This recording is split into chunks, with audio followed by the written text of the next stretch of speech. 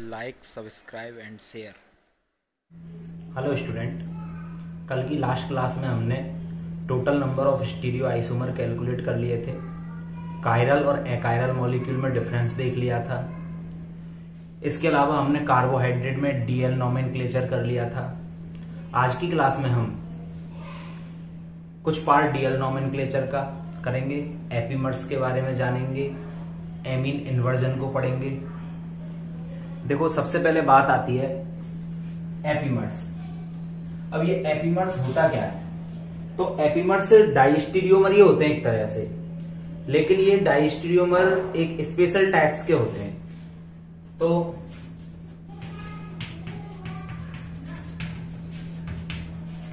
ये special types of डाइस्टीरियोमर क्या कहलाते हैं? एपीमर कहलाते हैं। ठीक है, एक स्पेशल टाइप्स के क्या होते हैं? ये डाइस्टीरियोमर होते हैं और इनको एपीमर के नाम से जाना जाता है। ठीक है, जैसे एग्जाम्पल की बात करें हम, तो मैं यहां पर एक एग्जाम्पल के थ्रू आपको समझाता हूं। CHO, OH, H, Cl, H, OH और H, और यहां ले लेता हूं मैं CH2OH। अब मैं इस कंपाउंड का एक मिरर इमेज बनाता हूं। तो OH यहां पर ले लेता हूं मैं, H इधर ले लेता हूं, Cl इधर ले लेता हूं, H इधर ले लेता हूं, OH इधर, H इधर और CH2OH।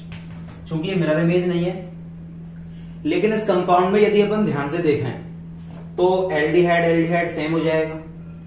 H की पोजीशन पर H है, OH की पोजीशन पर H है, ये कायरल सेंटर सेम हो गए। H अपनी जगह पर, Cl अपनी जगह पर, ये सेम कायरल सेंटर हो गए। लेकिन यहां पर OH की जगह पर H आ गया और H की जगह पर OH आ गया, तो यहां पर इस कायरल सेंटर में डिफरेंस आ गया।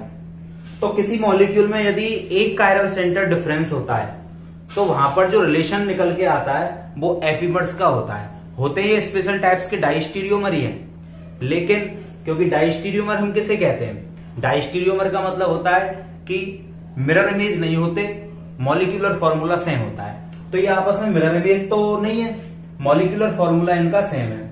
यदि इस मॉलिक्यूलर फॉर्मूला में कायरल सेंटर ज्यादा है और वन कायरल सेंटर का डिफरेंस हो जाता है, तो इस सिचुएशन में उस रिलेशन का नाम क्या होता है? एपीमर्स कहलाता है।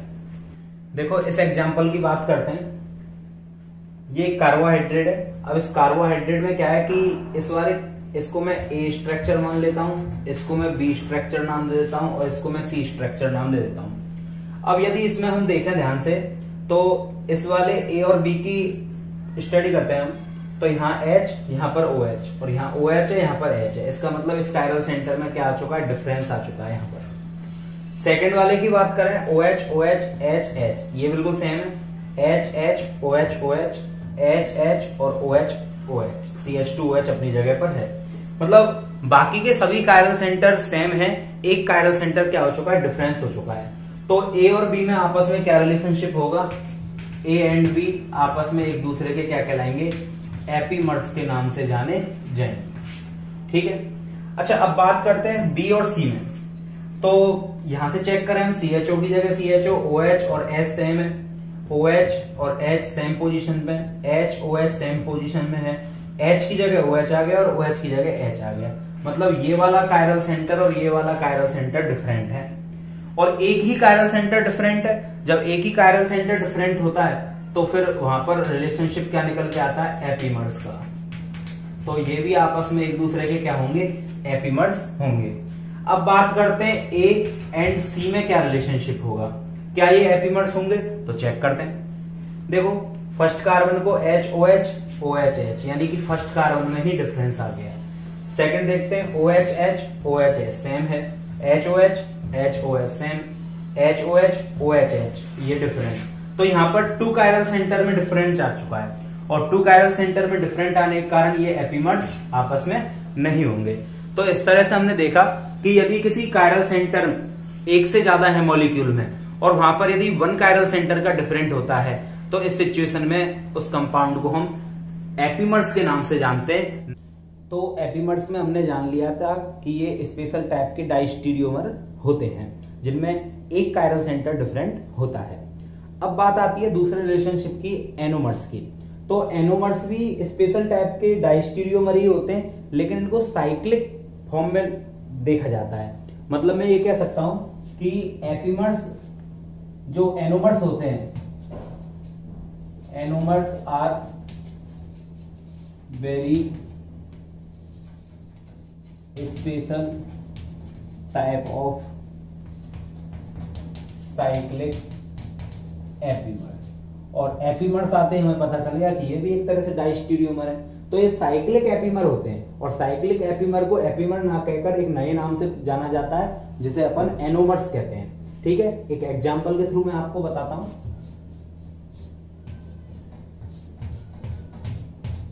देखो यहां पर मैं ले लेता हूं CH2OH H, OH H, यहां पर भी OH H, OH H, OH और H। अब इसका एक रूप और मैं बना देता हूं इधर आप, ये CH2OH H, OH H, OH H, H, OH, और इसको मैं उल्टा कर देता हूं। देखो अब यहां पर देखें हम कि CH2OH CH2OH as it is, OHH OHH as it is है, HOH HOH as it is है, OHH OHH ये भी एज इट इज है, HOH OHH ये उल्टा हो चुका है। और उल्टा हो गया तो ये वाला कायरल क्या हो गया, डिफरेंट हो गया। और जब एक कायरल का डिफरेंस होता है तो वो एनोमर्स के एपीमर्स कहलाता है। और एपीमर्स ये साइक्लिक स्ट्रक्चर में है तो इसको एक स्पेशल नाम से जानेंगे अपन, और वो क्या हो जाएगा, एनोमर्स। ठीक है।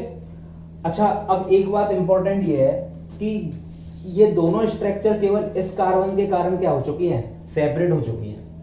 तो एनोमर्स तो इन रिंग का नाम है, लेकिन इन कार्बनों को हम एनोमरी कार्बन के नाम से जानते हैं।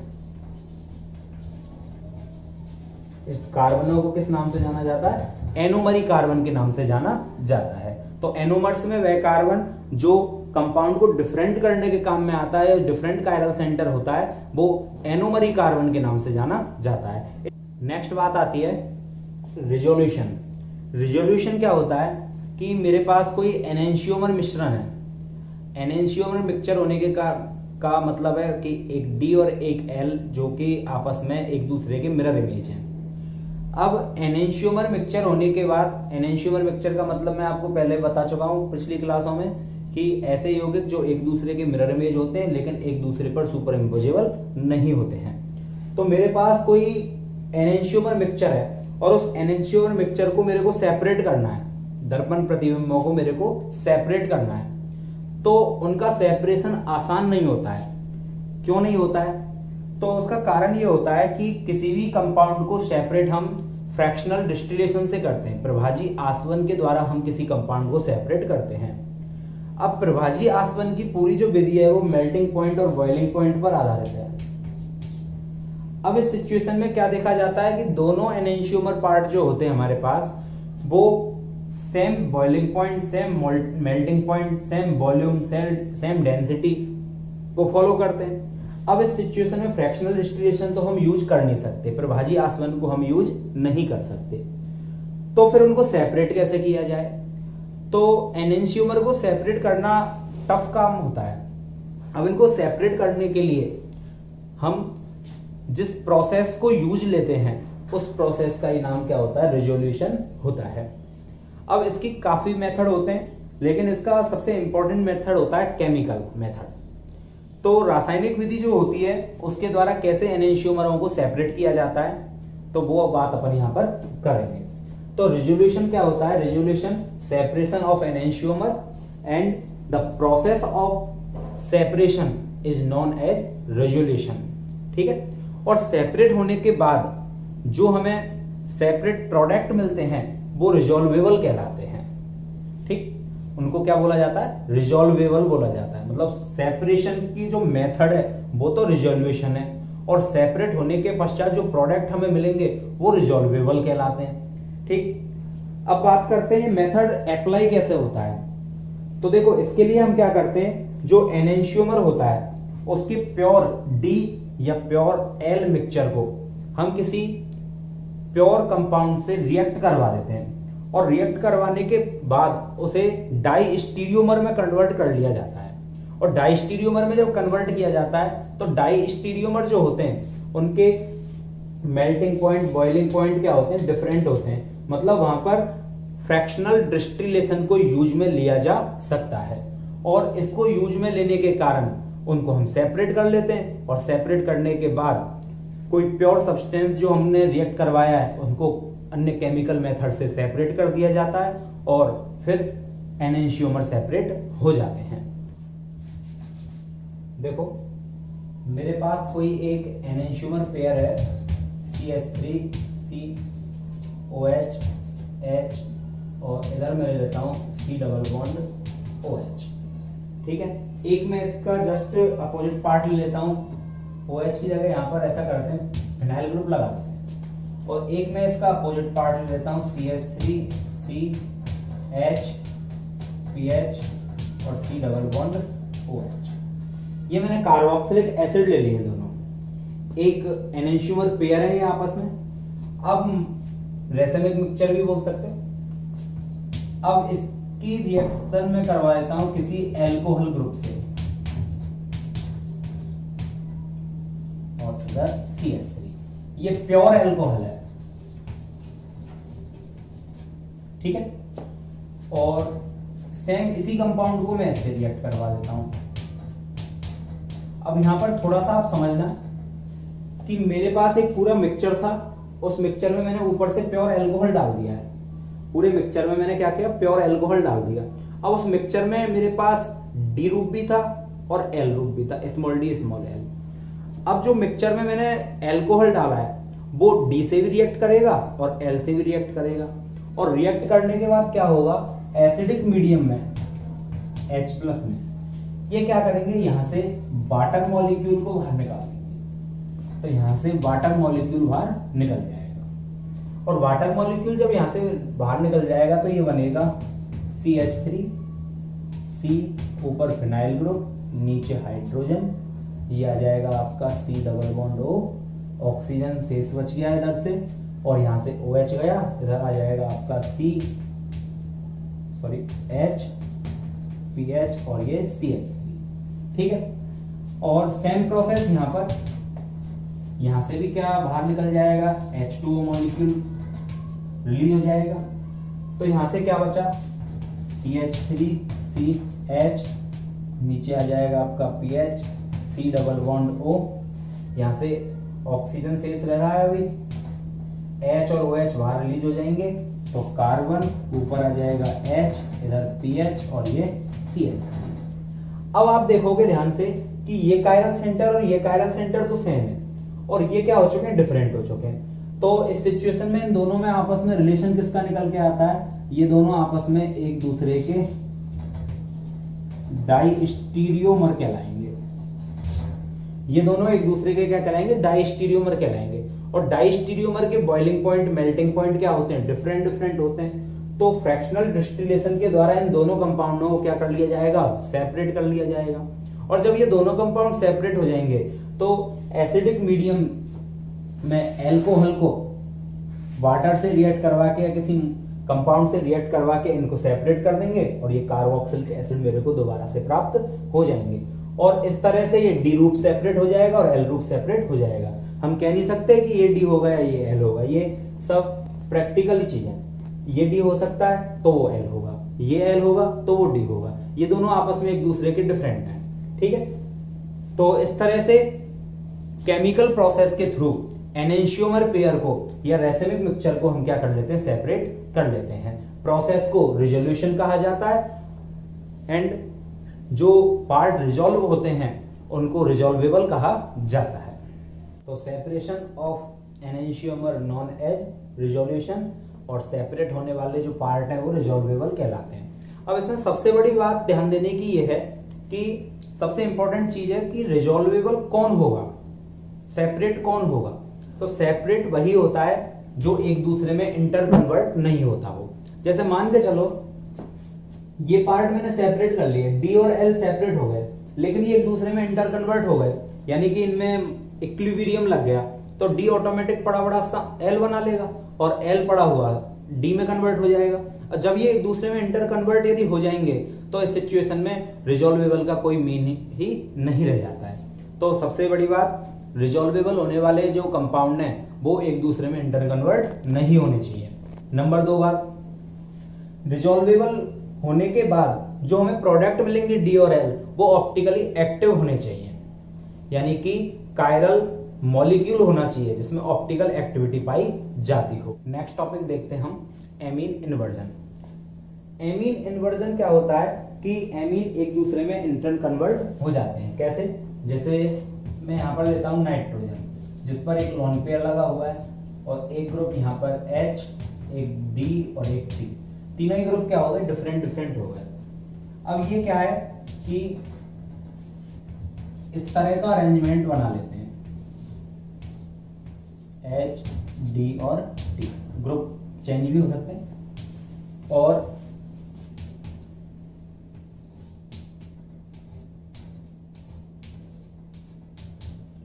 अब देखो, इसको मैं मान लेता हूं A, इसको मैं ले लेता हूं B और ये ले लेता हूं मैं C। A से जैसे ही मैं B पर जाऊंगा तो A पर नाइट्रोजन परमाणु की चारों वैलेंसी लोन पेयर एक एज ग्रुप ही मानेंगे, हाइड्रोजन, ड्यूटेरियम और ट्राइटियम, ये तीनों जो ग्रुप है मेरे पास सेपरेट सेपरेट है और लोन पेयर भी सेपरेट है। तो यहां पर नाइट्रोजन sp3 हाइब्रिडाइज हो गया, पहली बात। तो दूसरी बात, कायरल एटम भी बन चुका है, कायरल सेंटर इसमें प्रेजेंट है। यहां पर यदि हम देखें तो यहां पर मेरे पास हाइब्रिडाइजेशन क्या है, sp2 हाइब्रिडाइज है, ठीक है। और यहां पर हाइब्रिडाइजेशन यदि मैं देखूं तो ये sp3 हाइब्रिडाइज है, ये प्लेनर स्ट्रक्चर है। अब यहां पर क्या होता है कि ये जो मॉलिक्यूल है H और लोन पेयर के बीच ये दूर दूर है थोड़े, चाहे ड्यूटेरियम से देखो या ट्राइटेरियम से। जबकि यहां पर हम देखें ये कुछ इस तरह से स्ट्रक्चर है कि लोन पेयर तो ऊपर नीचे हो गए तल के और आकृति यूं प्लेनर हो गई। तो मैं चाहे इसको देखूं, चाहे इसको देखूं, चाहे इसको देखूं, ये तीनों बिल्कुल प्लेन से यहां पर बराबर दूरी पर आएंगे। इस स्ट्रक्चर में बात करते हैं तो इस स्ट्रक्चर में यहां से भी दूरी क्या हो गई, ज्यादा हो चुकी है। अब यदि मैं देखूं तो ये भी sp3 हो गया और यहां पर भी क्या हो चुका है, कायरल एटम हो चुका है, ठीक है। तो यहां पर कायरल एटम है, यहां पर कायरल एटम है, ये हाइब्रिडाइजेशन में ये वाला लोन पेयर पार्टिसिपेट नहीं कर रहा है, sp2 हाइब्रिडाइज्ड है ये। अब यदि देखा जाए तो यहां पर रिपल्सन कम है, यहां पर रिपल्सन थोड़ा सा कम है और यहां रिपल्सन थोड़ा सा क्या हो जाता है, ज्यादा। और रिपल्सन ज्यादा होने के कारण इसकी एनर्जी डिफरेंस को मैं देखूं तो ये मेरे पास A, ये मेरे पास B, इन दोनों की एनर्जी तो क्या होगी, सेम होगी, क्योंकि सेम रिपल्सन लग रहा है यहाँ पर। लेकिन C की एनर्जी थोड़ी सी क्या हो जाएगी, ज्यादा हो जाएगी। तो इसका डायग्राम कुछ इस तरह से बनेगा एनर्जी का। और इस एनर्जी डायग्राम में यदि देखा जाए कि A से C और C से B में जाते वक्त यदि मेरे को एनर्जी की रिक्वायरमेंट जितनी होती है वो एनर्जी यदि मेरे को नॉर्मली एनवायरमेंट से मिल जाए तो इस एनर्जी को वो मॉलिक्यूल ग्रेन करेगा और गेन करके क्या होगा, A से B में और B से C में कन्वर्ट हो जाएगा। अब एमीन में क्या होता है कि रूम टेम्परेचर से इतनी एनर्जी ये मॉलिक्यूल ले लेता है कि आपस में इंटर कन्वर्ट होने लग जाता है।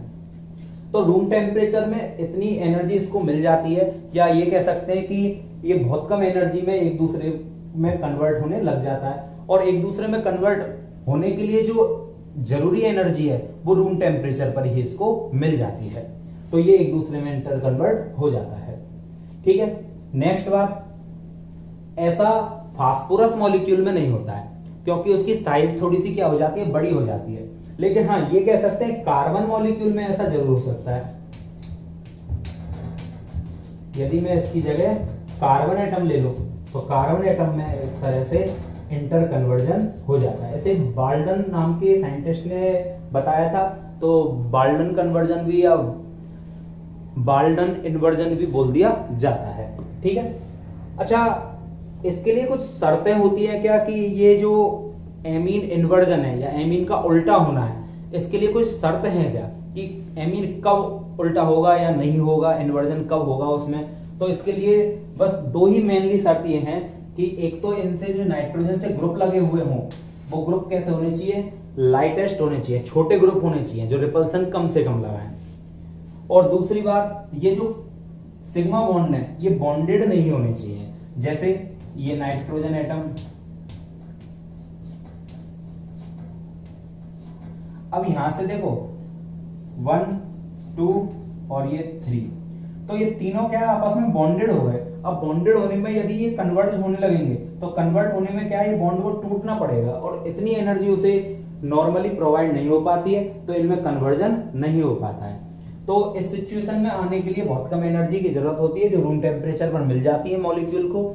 लेकिन उसके लिए बस ध्यान देने की बात यह है कि कन्वर्जन होने के लिए या इन्वर्जन होने के लिए लाइटेस्ट ग्रुप लगे हुए होने चाहिए, जैसे कि टर्सरी मिथाइल वगैरह बड़े ग्रुप नहीं होने चाहिए, हाइड्रोजन, क्लोरीन, फ्लोरीन, इस टाइप के मॉलिक्यूल यहाँ पर होने चाहिए।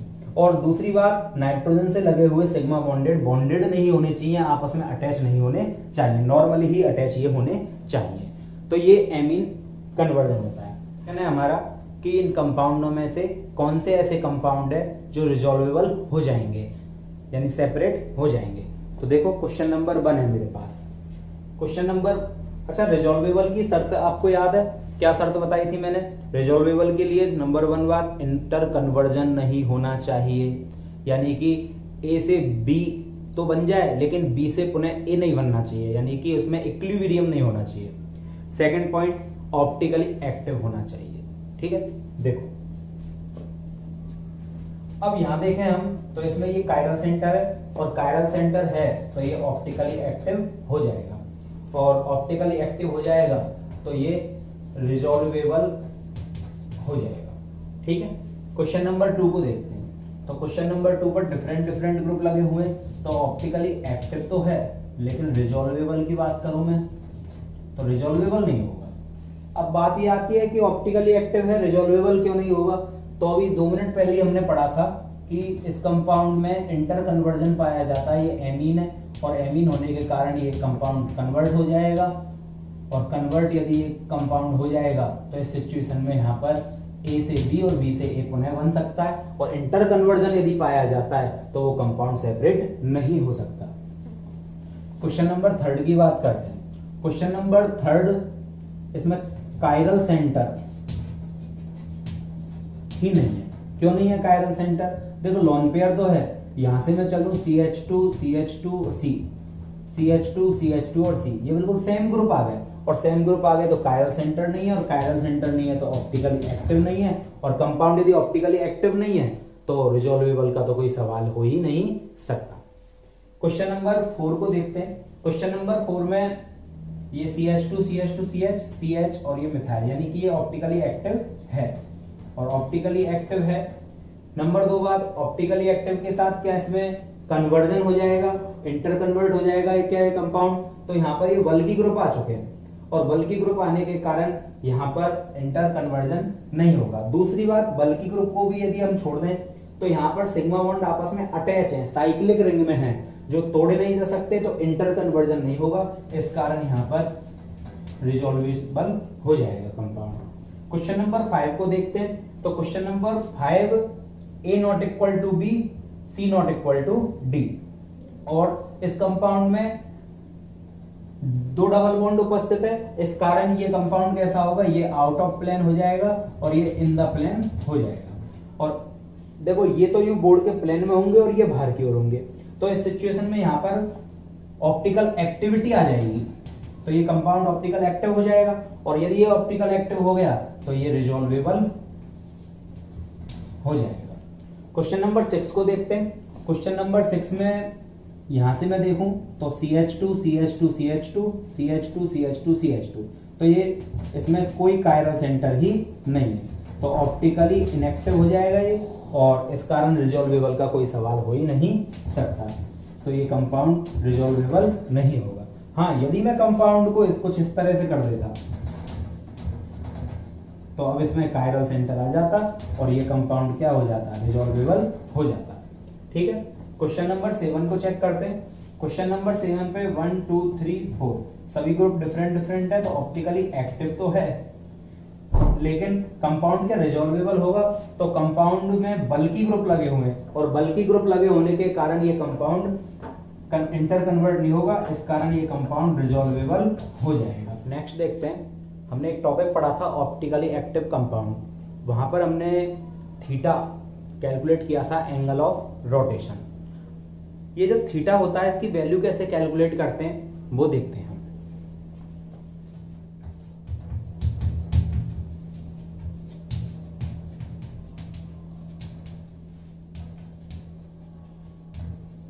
ऑप्टिकली एक्टिव कंपाउंड, देखो मेरे पास एक पीपीएल था, प्लेन पोलराइज्ड लाइट। इस प्लेन पोलराइज्ड लाइट को मैं एक नली में से होकर गुजारा था मैंने, इसके अंदर सॉल्यूशन भरा हुआ है। इस नली की जो ट्यूब की जो लेंथ है वो L मान लिया मैंने, और जो सॉल्यूशन यहाँ पर भरा हुआ है इसकी कंसंट्रेंसी है ग्राम पर ml में। यहां से जैसे ये लाइट इस ट्यूब में से होकर पास होगी तो उसके बाद ये रोटेशन दो डायरेक्शन में कन्वर्ट हो जाता है। मे बी ये डेक्स्ट्रोरोटेटरी हो सकता है और लेवोरोटेटरी हो सकता है। यदि ये डेक्स्ट्रोरोटेटरी घूमता है तो इसको स्मॉल डी, और लेवोरोटेटरी घूमता है तो इसको स्मॉल एल हमने नाम दे दिया था, या हमने प्लस और माइनस को नाम दिया। अब देखो ये जो एंगल ऑफ थीटा है ये एंगल ऑफ रोटेशन कहलाता है, एंगल ऑफ रोटेशन इसको बोला जाता है। अब जो थीटा की वैल्यू है वो थीटा की वैल्यू किस पर डिपेंड करती है? वो डिपेंड करती है इस कंपाउंड के अंदर भरे हुए सॉल्यूशन की कंसंट्रेंसी पर। तो मैं कह सकता हूं theta is directly proportional to C. और किस पर डिपेंड करती है थीटा की वैल्यू? तो थीटा की वैल्यू डिपेंड करती है ट्यूब की लेंथ पर, तो इसको एल भी बोला जा सकता है। सी क्या है यहां पर? कंसंट्रेशन ऑफ सॉल्यूशन इन ग्राम पर एमएल, और एल क्या है? लेंथ ऑफ ट्यूब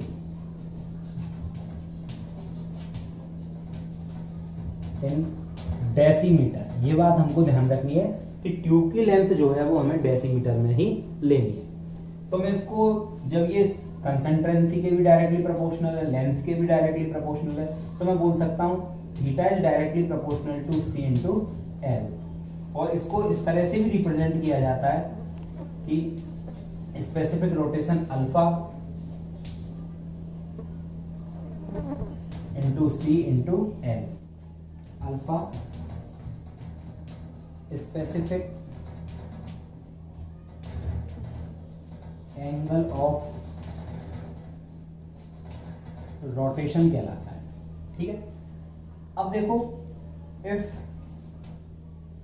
कंसंट्रेंसी में यहां पर ले लूं 1 ग्राम पर एमएल और लेंथ ले लूं मैं 1 डेसीमीटर, तो जो मेरा थीटा है वो किसके इक्वल हो जाएगा? अल्फा के इक्वल हो जाएगा। और इसको इस प्रकार से रिप्रेजेंट किया जाता है लैम्डा से टी तक। यहां पर लैम्डा क्या है? लैम्डा मोनोक्रोमेटिक लाइट है, एक वर्णी प्रकाश है जो कि ये प्लेन पोलराइज से आ रही है। तो लैम्डा यहां पर क्या है? Monochromatic light. और टी यहां पर क्या हो जाएगा? टी यहां पर टेम्परेचर।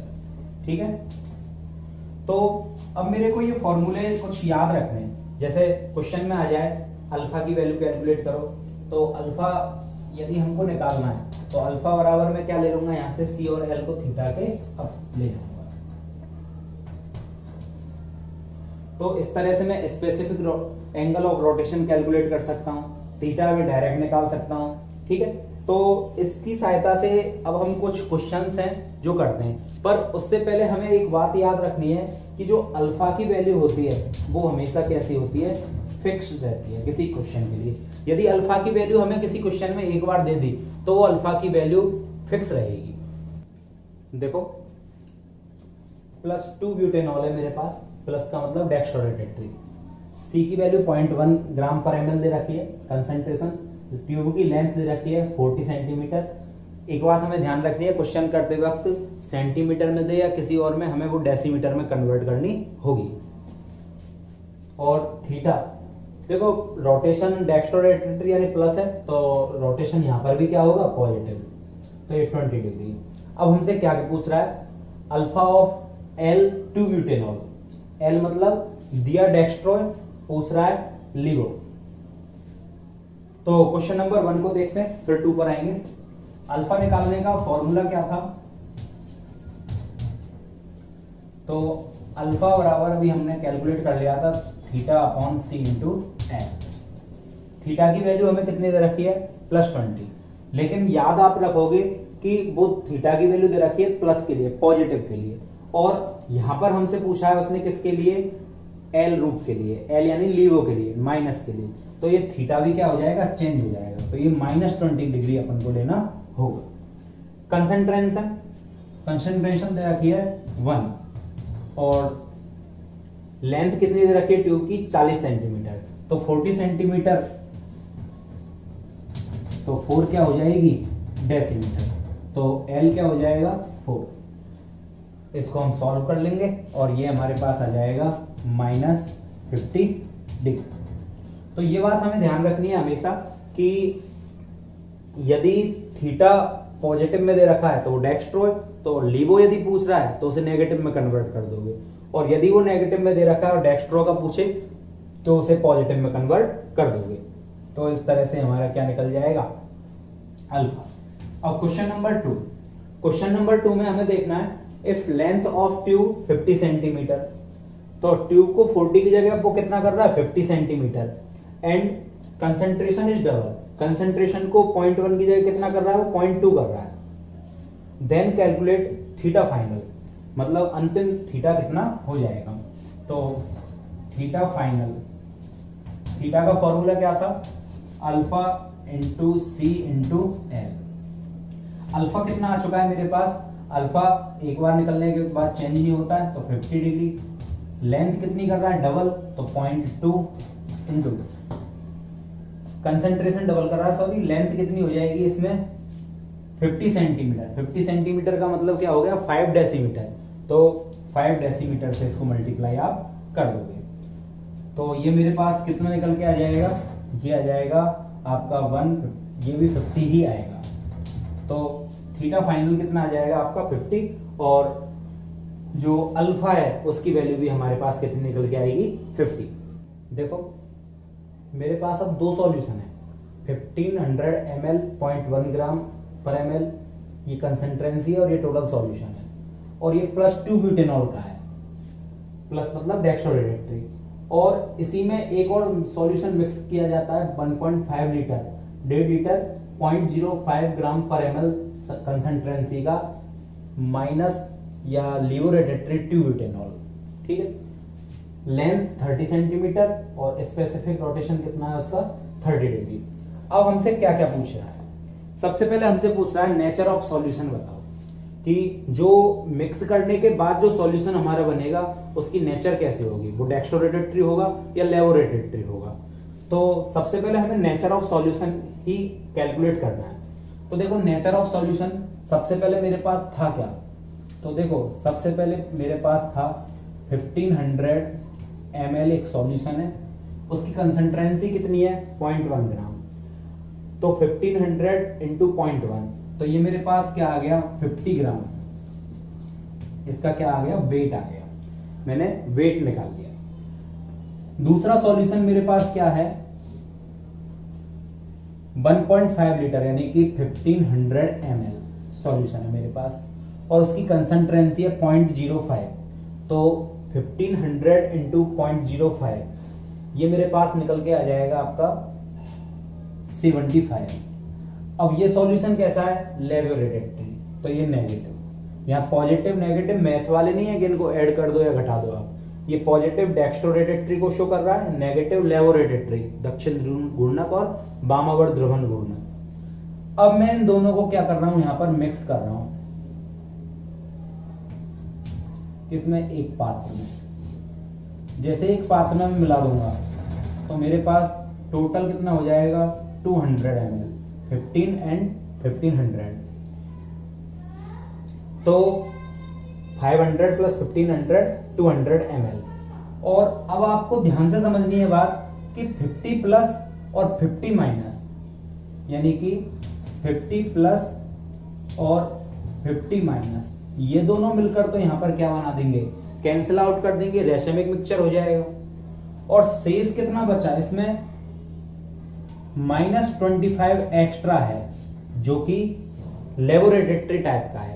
इसका +50 इसके -50 को कैंसिल आउट कर देगा, तो ये सॉल्यूशन कैंसिल आउट, इसका -50 कैंसिल आउट, तो शेष कितना बचा मेरे पास, -25 शेष बचा। ये -25 जो है वो लेवोरेटरी है।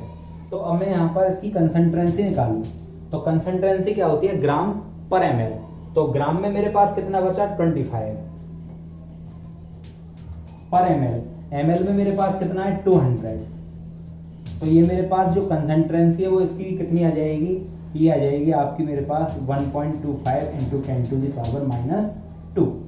ये मेरे पास इसकी कंसंट्रेंसी निकल के आ जाती है।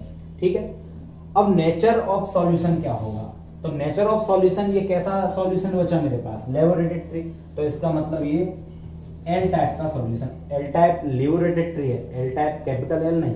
ठीक है, या फिर मैं नेगेटिव भी बोल सकता हूं। अब क्वेश्चन नंबर 2 को करते हैं। क्वेश्चन नंबर 2 में मेरे से पूछ रहा है थीटा मिक्सिंग, कि दोनों सॉल्यूशनों को जब मैंने मिक्स कर दिया तो मिक्स करने के बाद जो फाइनल थीटा है वो कितना आएगा।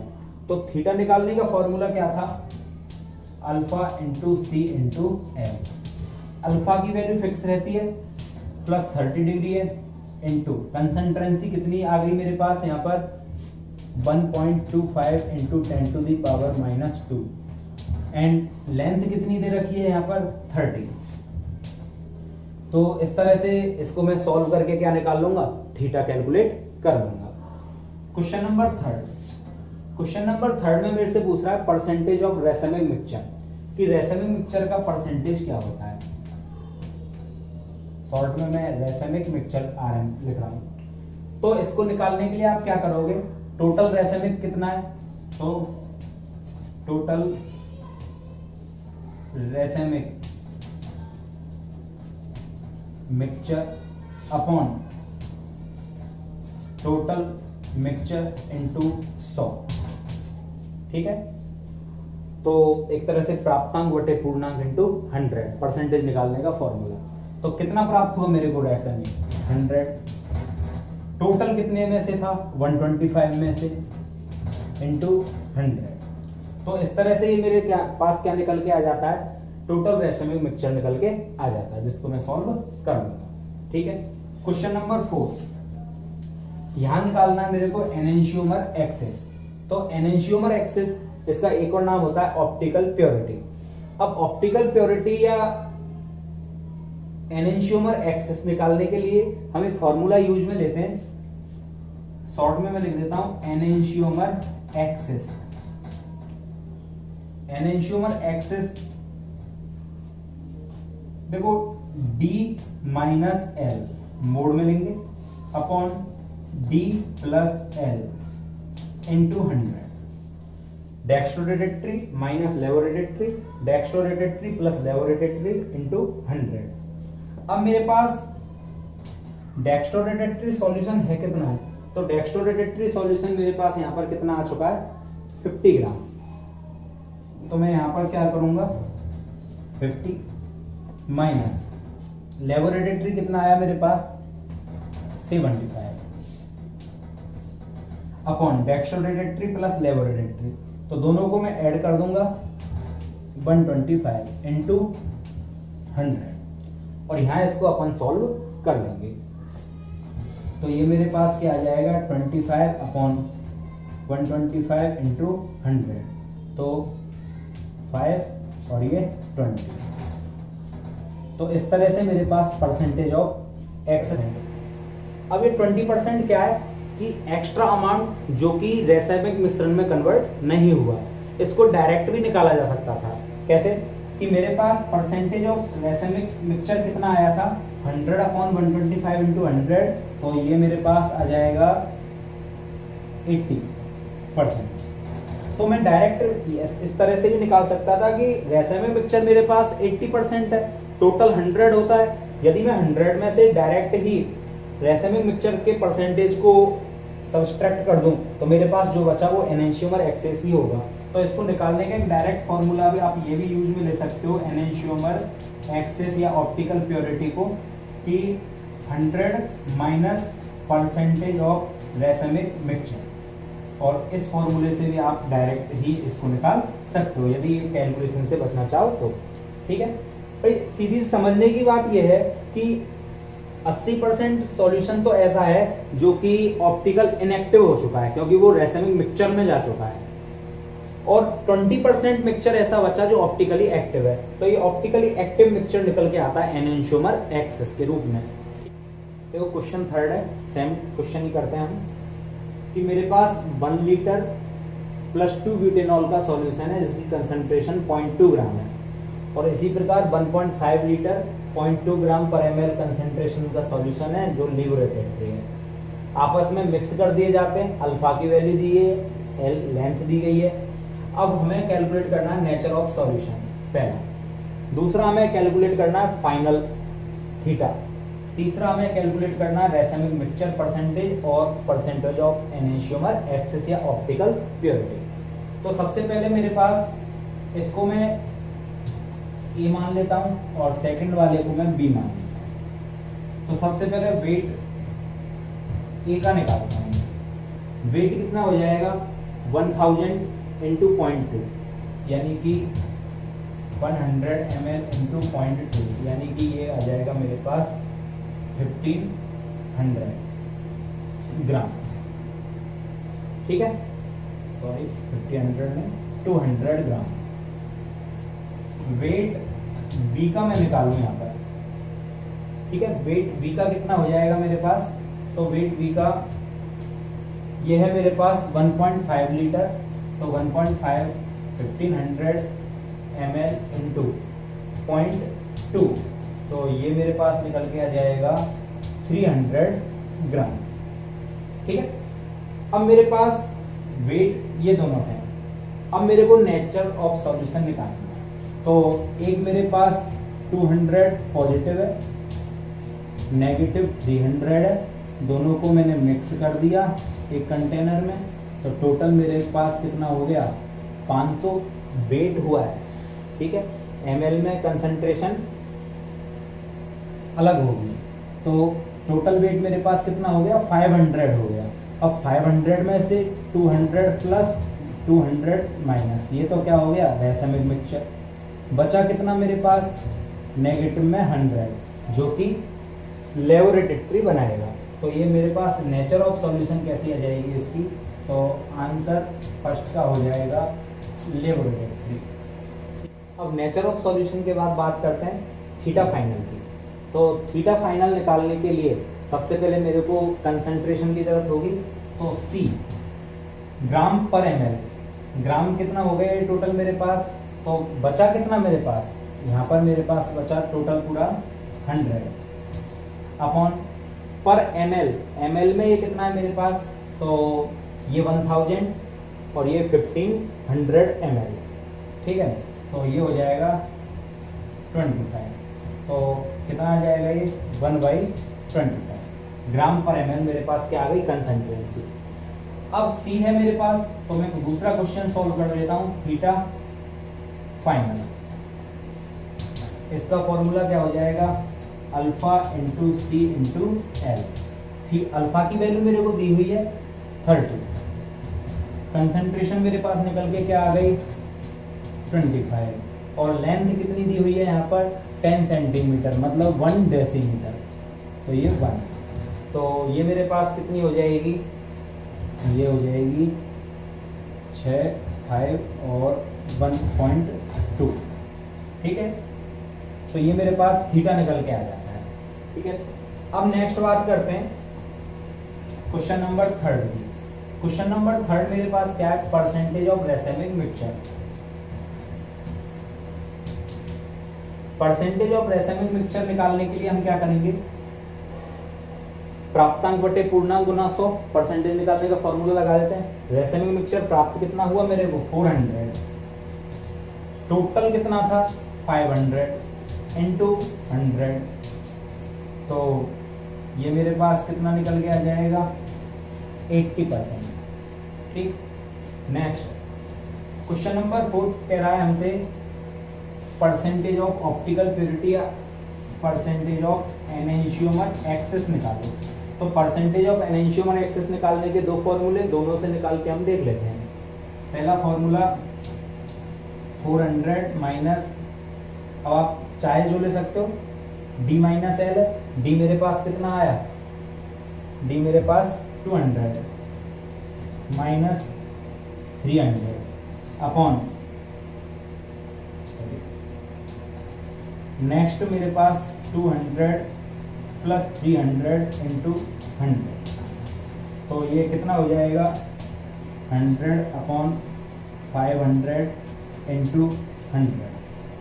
ठीक है, तो ये आ जाएगा मेरे पास 20%। और मैं डायरेक्ट भी कह सकता था कि जब मेरे पास रेसेमिक मिक्सचर का परसेंटेज 80 आया तो टोटल जो बचा, जो शेष बचा 100 माइनस 80 20%, तो डायरेक्ट भी निकाला जा सकता है और फॉर्मूले की सहायता से भी निकाला जा सकता है। लास्ट टॉपिक में हम कार्बोहाइड्रेट के डीएल नोमेनक्लेचर की बात कर रहे थे, जहां पर मैंने बताया था कि लास्ट कायरल सेंटर पर यदि OH ग्रुप राइट साइड में है तो उसे कैपिटल D और लेफ्ट साइड में है तो उसे कैपिटल L कहेंगे।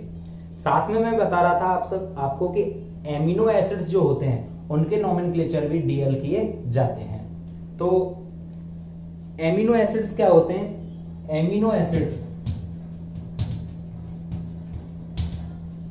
एसिड वे कंपाउंड होते हैं जिनमें एमिनो समूह भी प्रेजेंट होता है और कार्बोक्सिलिक समूह भी प्रेजेंट होता है। इनके नोमेनक्लेचर भी कार्बोहाइड्रेटों की तरह ही किए जाते हैं, जैसे एक कार्बोक्सिलिक समूह, एक एमिनो समूह और एक दो समूह आप कोई से भी लगा सकते हो, जैसे ये मैंने लगा दिया। इसी का एक मिरर इमेज बना लेता हूं मैं, NH2 COOH CH3 और H। तो सेम कार्बोहाइड्रेटों की तरह यदि NH2 ग्रुप राइट साइड में आ रहा है तो उसे कैपिटल D कहोगे, और यदि NH2 ग्रुप लेफ्ट साइड में आता है तो उसे कैपिटल L कहते हैं। तो एमिनो एसिड में भी डीएल नोमेनक्लेचर इसी प्रकार से होता है। ठीक है, और यहां आकर आपका ये चैप्टर कंप्लीट हो जाता है।